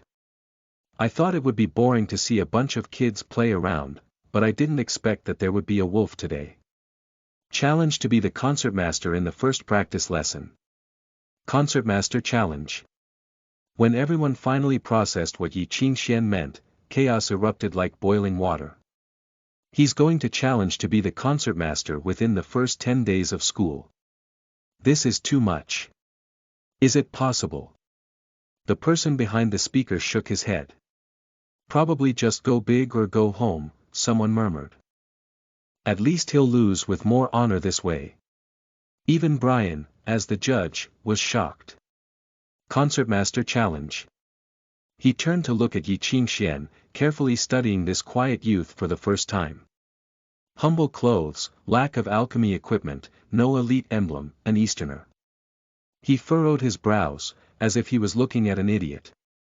You. Someone in the crowd snickered and laughter scattered throughout mockingly. Clapping, someone said, maybe it'll work and music history is going to make a comeback. The day of reunification is here. His voice was full of mockery. Edmund's expression was twisted. He clenched his fist, running a finger over his thumb. His evil eyes said, if this guy is allowed to speak freely, he might cause more trouble. We can't keep a curse like him around, said a cold youth beside him. Edmund shivered at the voice and finally set down his determination. Student, you need to pass the school office's assessment to qualify for the concertmaster position. At the front, Brian finally resisted the urge to laugh. With slight mockery, he said, it's always good to dream big, but it's most important to focus on reality. Laughter rang through the crowd again, but Yi Qingxian did not move. Really? Here's the pass from the school office. Take it. Yi Qingxian pulled out a certificate stamped by the school office from his pocket. It took so much work and there were a bunch of tests to take. I was almost late. Brian's face turned as white as a sheet. Looking at the certificate in his hands and seeing the red stamp, he felt as if he was hallucinating. How many days had it even been? Someone passed through the school office. What did they even do all day?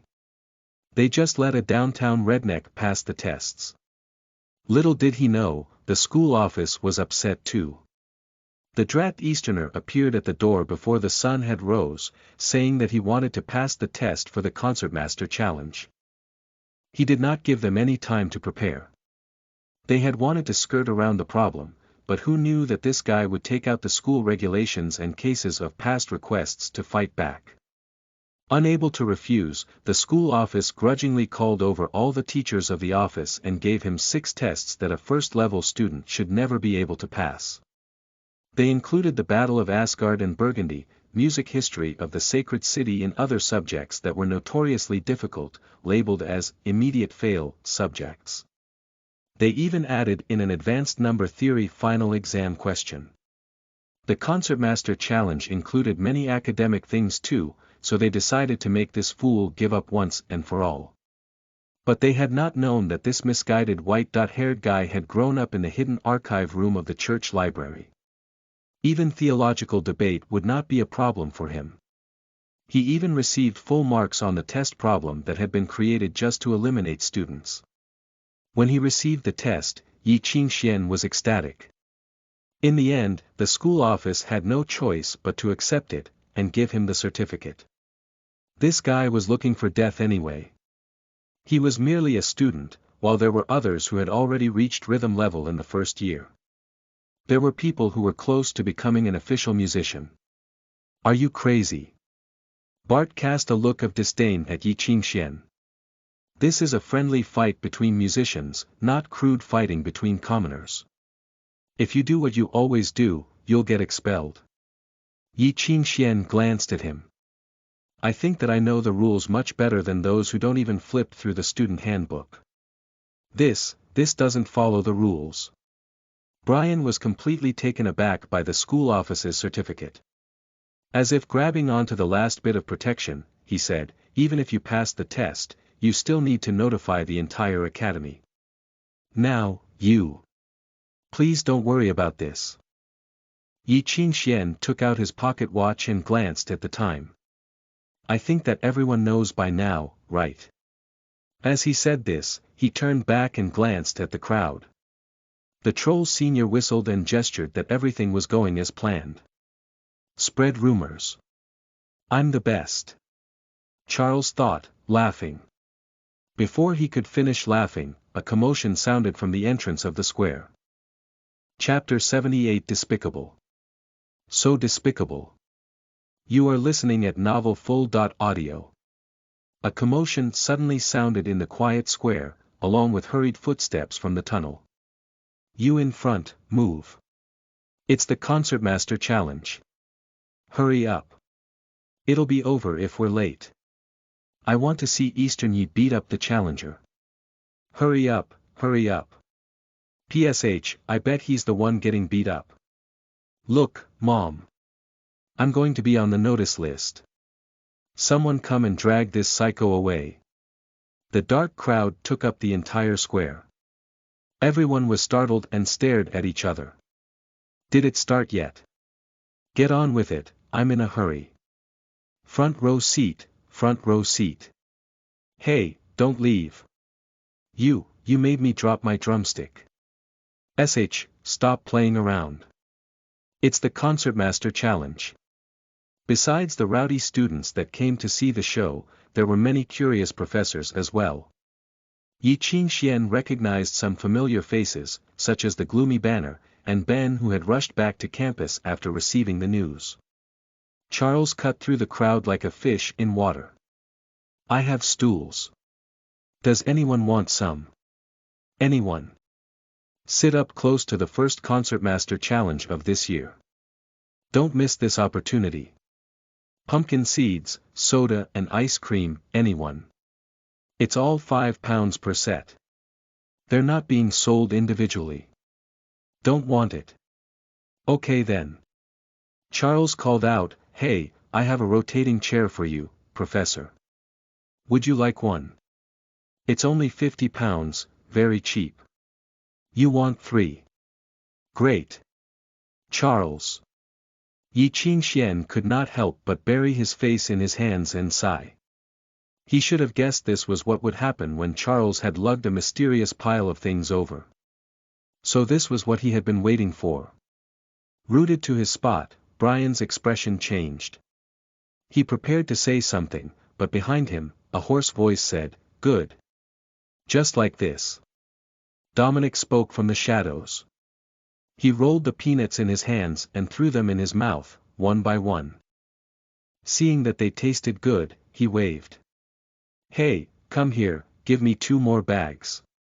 Brian grimaced, but he did not say anything. He took one last glance at Yi Qingxian, not hiding his disgust whatsoever.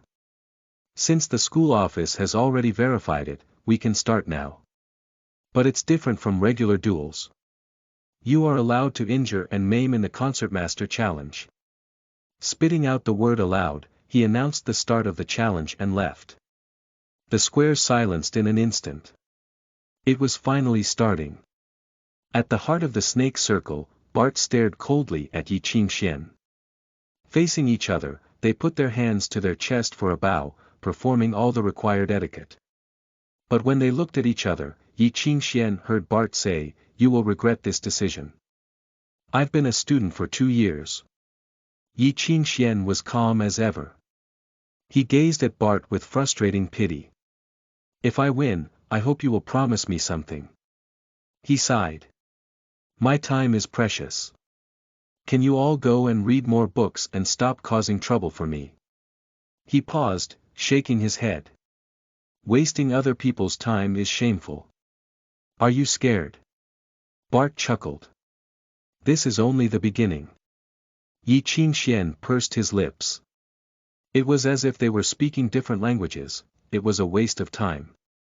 According to etiquette, they were to take 10 steps back after bowing, and stand at the rim of the snake circle. Outside of the ring, Brian flipped a coin. Bart kept his eyes glued on the coin, watching as it flipped in the air, cut through and landed in the center of the square. A sharp sound rung out as it bounced on the stone. It had begun. Bart raised a hand instantly and began chanting loudly. A mouthful of syllables hung in the air. Ether gathered at his fingertip, forming a blurry shield in front of him. Planning and attacking was the typical way Revelations fought. They believed that finding the right timing was more important than blind attempts. They first had to protect themselves, and store strength. After finding the right opportunity, they would destroy the enemy with one blow. As he chanted, a blurry rune rose from his heart. The rune seemed as strong as stone, standing in his soul, and calming his slightly panicked mind. This was the most common protection rune, one of the uses of iron. By transforming the ether into an iron wall, one had produced a shield. This effect was long-lasting, and would not break unless it was hit with an explosive rune. It could also take in new ether and become stronger through chanting. But when he finished chanting and looked up, he froze in shock. His enemy was right in front of his eyes. The moment the coin landed, Yi Qingxian moved and charged. Sprinting as if he were in race, he inhaled a lungful of cold air. Holding down his heart, he spat out unclear syllables. The syllables left his mouth and turned into ripples. Without caring if his breathing was stable, he began chanting while running.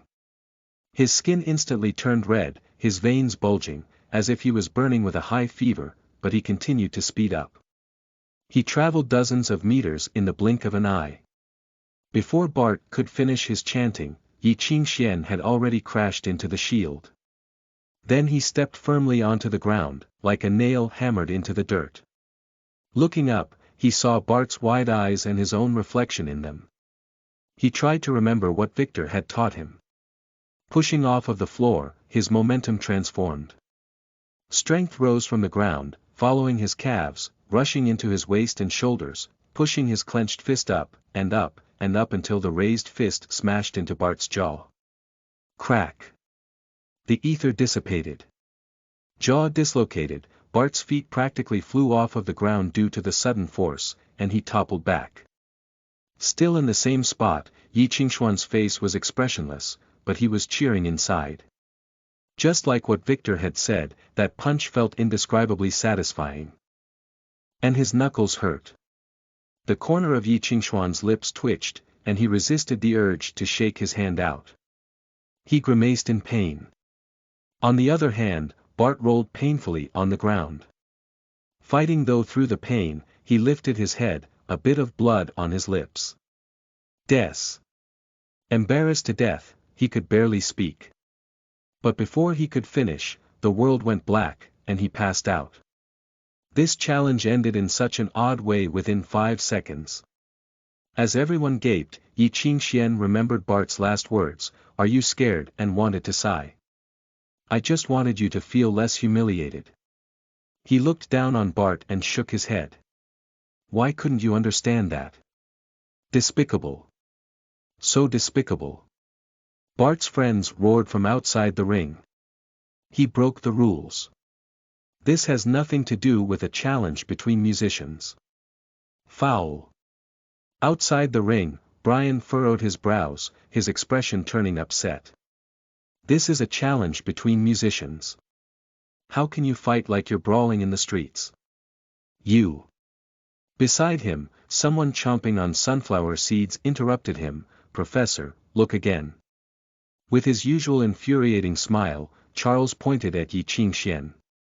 Hearing him, Brian was taken aback.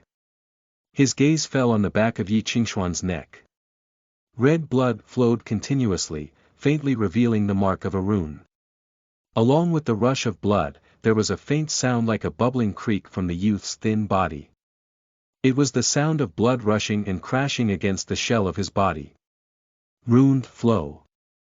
Brian's expression turned ugly. "This is the rune's effect. No one said that you can't use an auxiliary rune, right?" Charles littered sunflower seeds all over the ground. "Boosting the inside, increasing blood flow and physical strength, this is a rarely seen rune effect." As a basic rune, flow was pretty much a useless rune at the student level. Its effect was not for strength, and could only control the movement of liquids, such as speeding up or decreasing the flow of water. A musician from the school of choir once suggested a way to use it, in one's own body, increasing blood flow, bringing along with it the rest of the organs to improve physical strength in a short period of time. The level of precision needed for that method was too high, and its effect was never as powerful as other runes, so it was forgotten. The precise manipulation of runes had always been an obstacle all student musicians had to face. It required long-term familiarization and research of runes so that one could become accustomed to the sense. One needed to repetitively cast the rune to reach the needed level of precision.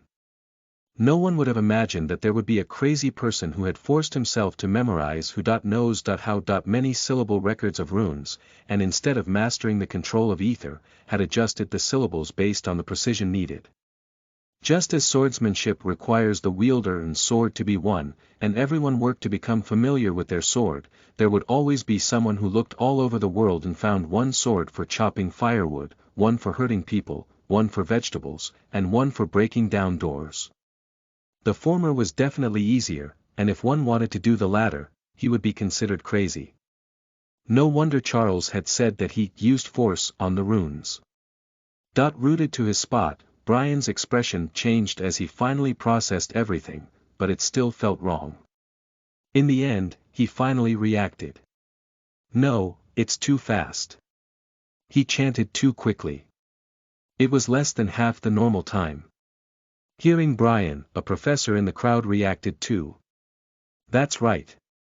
The effect was weaker than usual too." Finally, someone realized, he weakened the effect so he could forego some syllables. This is the fast chant technique from the school of choir. A bunch of idiots who don't even know what this is, Dominic spat from the shadows. Hee, it's the chant style of war hymns. It's rare that someone knows this. Thinking of something, he cackled. This kid is Abraham's student. Was he lucky or unlucky to fall into the hands of that old guy? In the center of the ring, the unsettled Brian heard Dominic's voice. "He didn't cheat," Dominic said. The challenge continues. Chapter 79. There's no harm in looking. You are listening at novelfull.audio.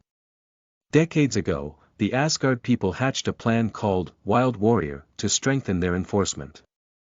This plan was to train inhumanly powerful soldiers. Because of the high cost of training and keeping musicians, they were rare on the battlefield. Most times, a small battalion might not even have one musician. Even using one musician on the field as reinforcement was too much of a luxury. The general would feel immense pain if even one was lost. That was why hope was usually on regular soldiers. And so, someone thought of a compromise. Choose soldiers that had a musician's talent and train them. They did not need to well-rounded like a proper musician. They only had to be experts in chosen war hymns. The main goal was not to kill the enemy, but to strengthen themselves and their comrades. Under this circumstance, achieving student level and learning some basic runes was usually enough. If they were able to reach rhythm level, the entire squad's fighting power would be greatly transformed. Mass-produced soldiers like these were not as expensive as musicians, but still had the ability to reverse the tide of the battle.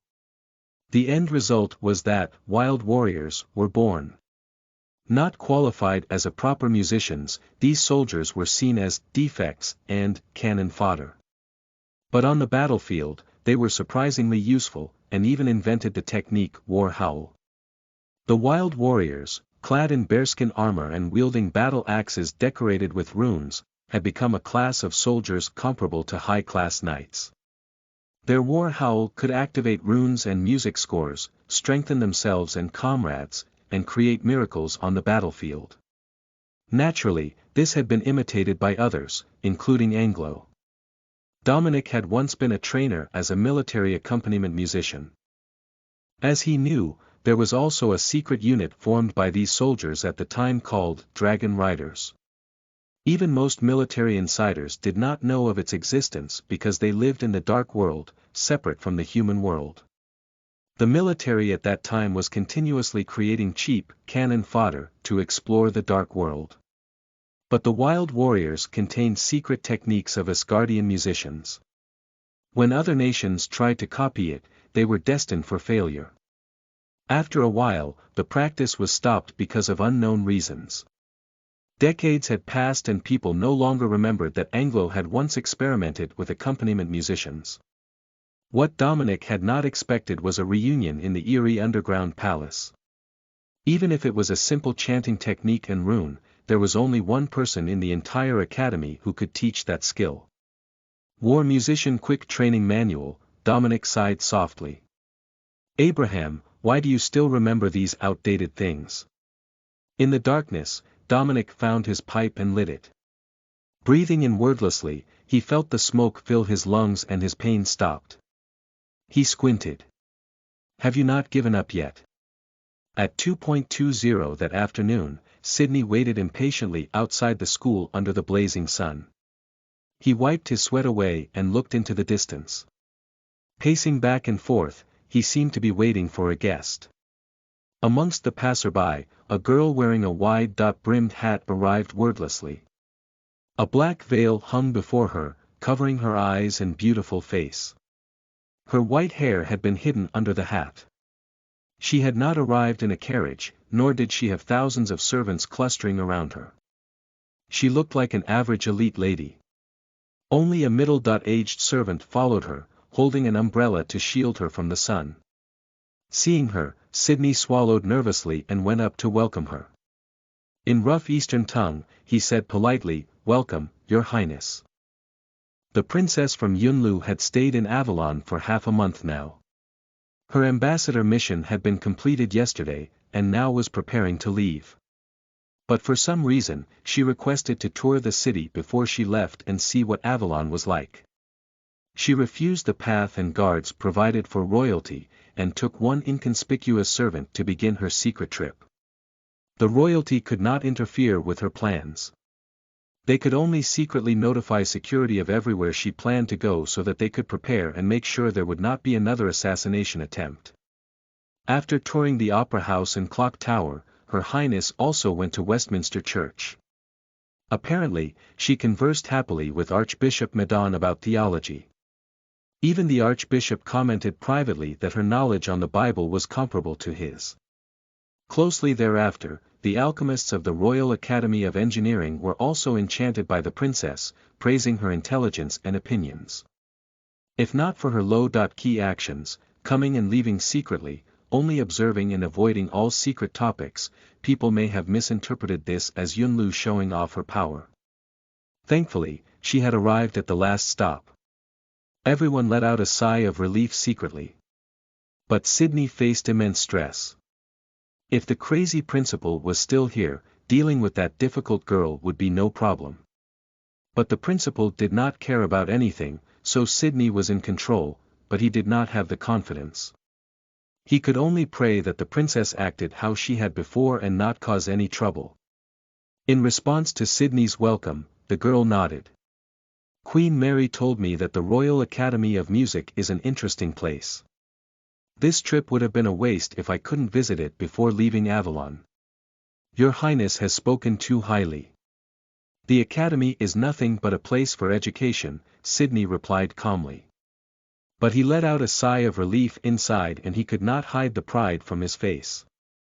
What was this place? It had been the center of Anglo's academia for centuries. It was filled with geniuses, and at least 3 saints came from this school. There was not any other place comparable, other than the sacred city.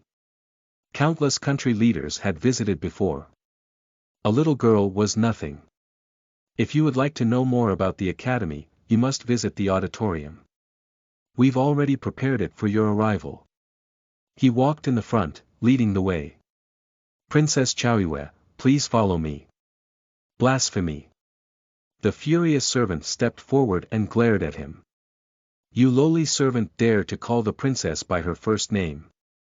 Sydney froze, his heart trembling as his mind went blank. He had offended her with his first sentence. But he had really forgotten that strangers could not call Eastern elite women by their first names. His lips twitched and hurriedly put on a smile. My apologies, please forgive me. Mr. Sydney is not an Easterner and he doesn't understand our customs.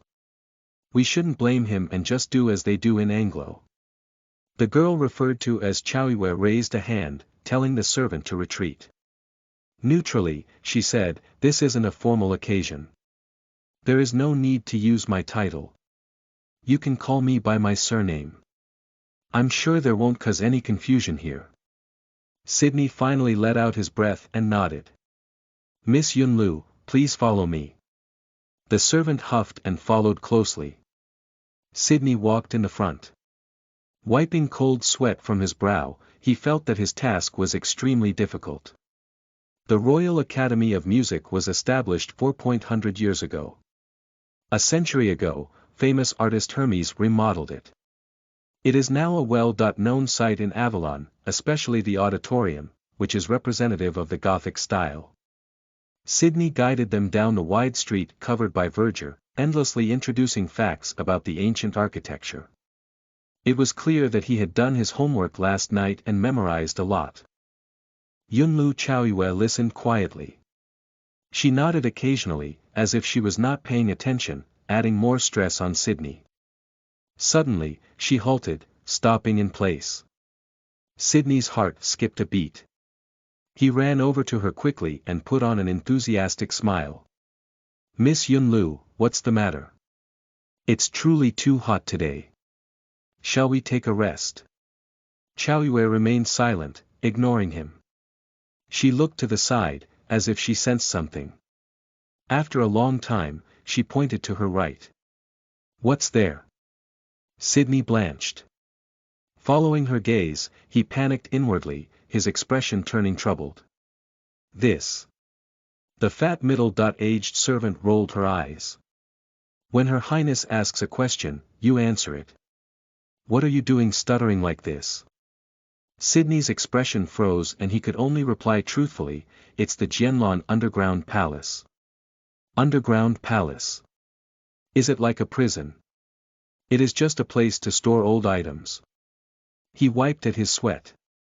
It's not suitable for visiting today. There's a practice lesson going on now, and the students are fighting. I can't have anything happen to you. He racked his brain for a way to drag the girl back on the right path. There could not be any straying. But Yunlu Chaoyue's words made his blood freeze. Sounds interesting. Sydney blanched. He had forgotten that although she was only 17 years old, she was already a resonance musician. Her blood carried envious power since birth. What he said could scare weak elite ladies, but not a strong musician. He wiped his sweat, sending a pleading look to the servant. She was trying to persuade the princess too. You don't have to watch fighting to get rid of your boredom here. Yunlu City has more than enough fierce fighters. And anyway, Western fighting is so bloody. Broken limbs are an everyday thing. It's pitiful and ugly. Your Highness, your golden body is so precious. Please don't take unnecessary risks. Gazing in that direction, the white-haired girl seemed to be spacing out and was not listening the servant. The old servant stopped awkwardly. The girl finally looked away after a long time, as if snapping out of a daydream. There are so many ugly things in the world, she replied quietly as she started walking away. There's no harm in looking. Without waiting for Sydney's guidance, she started in the direction of the underground palace. Your Highness, Your Highness. Panicking, the old servant rushed forward. Sydney stood in place, dumbfounded. He wanted to cry. Why did this have to happen? Why did troubling things always have to happen at the same time? Chapter 80 Commentary. You are listening at novelfull.audio. It's the fourth one. When Sydney ran after girl into the underground square, he heard everyone cheer, fourth one. Fourth consecutive win. Go Eastern Yi. Excited girls jumped around, waving their hands in the crowd. The people in the front row yelled, don't stop. Keep going. It's time for the fifth. The girl stopped at the entrance. Not knowing what was happening, she looked around and saw the youth with white hair just like hers. Standing in the center of the snake ring, the youth stood quietly, panting and fatigued. There was a hole in his jacket, and one could vaguely see burn marks. A part of his arm had been burned too. He writhed in pain. For overlapping flow runes on the back of his neck had turned crimson red. They were swollen slightly, as if blood were about to seep out. It was like an ugly scar. Using flow to control his blood flow, his physique had gone from that of a weak kid to 100 times that of an average person's. That strength shook inside his body, causing sharp pangs of pain. His bare skin had already turned red, and was so swollen that it was ready to burst. That was the biggest downside of flow. One must have precise control to achieve the strengthening effect, otherwise it would just harm and weaken the body. After using it 4 times, his body was at its limit in terms of strength and endurance. If he continued like this, his organs could be injured. He could even die. He sighed. He had overestimated himself. Using that type of shameless method to win 5 rounds had been his plan, but he had already reached his limit after the 4th round. But it was okay. He could still continue. He chuckled and took a deep breath. The cold air rushed into his lungs and his pounding organs settled down. Looking back, he raised his hand and announced, next one. He can't keep going any longer, Edmund's friend said sinisterly from the side. This is a good opportunity. Not yet. Edmund's expression was serious. A student can cast more than 10 runes in a short period of time. Even if he has no physical energy left, he can still cast runes.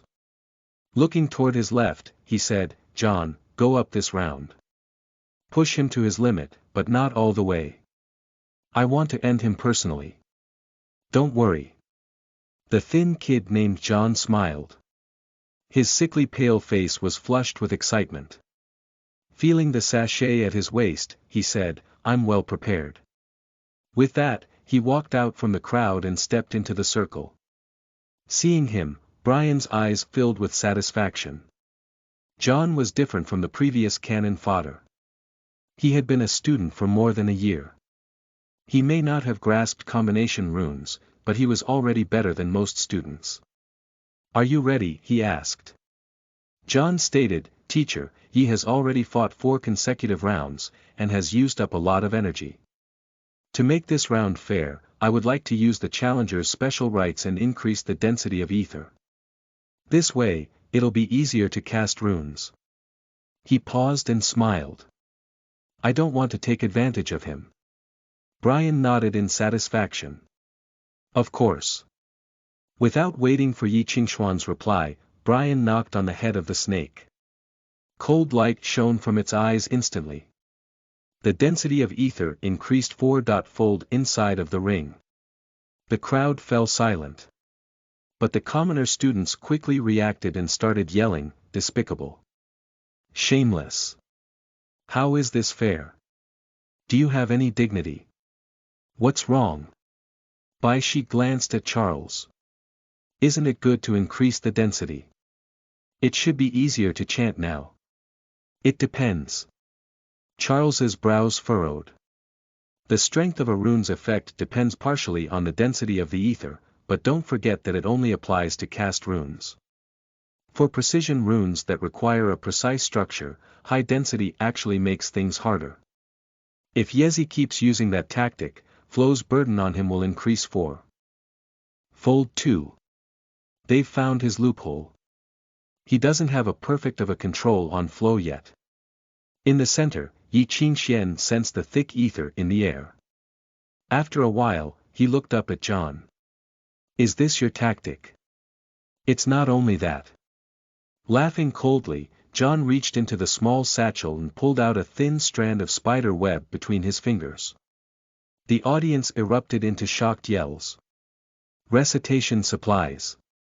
He's using other supplies to strengthen the effect. Despicable. So despicable. Apparently, when high-level musicians cast music scores, they can use specific supplies to strengthen the effect. Xuanhuan is going to have a hard time. Only 10 days have passed. How many runes does he know? John has been a student for more than 1 year. I think he's dead. Within the ring, Xuanhuan could not help but roll his eyes. Looking out at the audience he called, Senior, what are you yelling about? It's really distracting. Look, everyone's ignoring you. In the first row of the crowd behind John, Charles imitated the rest of the crowd and yelled happily. No way. I'm being a professional commentator, he said loudly. All races and games need a commentator. Don't you know the rules? What if the audience doesn't get it? Continue. Senior, ignore him and continue with your comments. Beside him, a freshman enthusiastically handed him some peanuts and drinks. Please drink some water. Can you please tell me more details? I need you to help me understand. Look. Charles said, getting cocky, no one will watch without a commentator or boobs. I don't have boobs, so this is all I can do for you. Speechless, Xuanhuan looked back and saw John's sinister face. Done talking. Can we start now? Please. Xuanhuan took a deep breath and prepared himself. As the coin landed with a crisp sound, John took a step back first, watching Xuanhuan carefully. That guy's battle tactics from the first few rounds had scarred them. This time, he would attack first and plan later. But to his surprise, Xuanhuan stood rooted to his spot. Opening his mouth, he started chanting. Not moving. John smiled coldly. That could be effective against revelations, but standing there was making himself the perfect target for modifications. As a student of the School of Modifications with some expertise, John had already started researching the basic runes unique to modifications. If not for the fact that he had not grasped combination notes, he would have been at the rhythm level. But the long-term research had made him almost an expert at modification runes. I'll show you how powerful the School of Modifications is today. If you don't want to move, then don't, he thought. A spider web thread between his fingers, he began chanting. The difficult syllables jumped from his mouth without any pattern at an unbelievable speed. Fast chant. Outside, Charles purposely pretended to be shocked and yelped in a surprised tone, "My God, he knows how to chant quickly." Before long, a complex rune appeared in John's heart. It was like countless ropes knotted together. The uneven rune twisted and transformed continuously. Ether gathered in the air from all directions, and using the changing spider web on his fingertip, it formed a blurry web that only John could feel. The ether snare quickly came into shape. It shone faintly like a star, appearing out of thin air. This was the effect of the rune shackle, spider web. But Yi Qingxian was still chanting. Excitement shone in John's eyes. He chanted the last syllable and threw the web toward Yi Qingxian. The eastern mutt was dead meat. Once he was trapped in place, he could only suffer modification's wrath. The starry net suddenly appeared and shot forward to envelope the chanting youth, but in the next moment, everybody was in shock. He dodged it. He dodged it. Charles yelled. As if he had predicted his move, Yi Qingxian stepped to the left the moment John cast the effect, and merely rubbed shoulders with the starry net. Impossible. John froze and stared blankly at Yi Qingxian, not understanding what had just happened.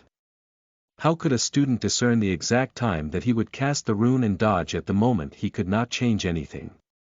Not even one hair had been touched. He glared at Yi Qingxian, but quickly realized that he had lost his temper. Stopping himself from wasting more time, he quickly began chanting another hymn. This was another fast chant, even shorter than before. He pulled out a small bottle the size of a thumb. The icy bottle was filled with semi-viscous liquid, and it radiated coldness. Runed frost. Under his control and chanting, the cold light slowly solidified. A sharp crystal seemed to form inside. The cold light illuminated his deathly pale face and excited eyes. With a final roar, it shot out at a speed faster than light. John's expression was menacing, as if he were taunting, "Dodge. Try dodging again. The frost arrow isn't as slow as the web. If you can dodge this one, then I'll. Staring dumbly at the untouched Yi Qingxian, his mind went blank. What was he going to do?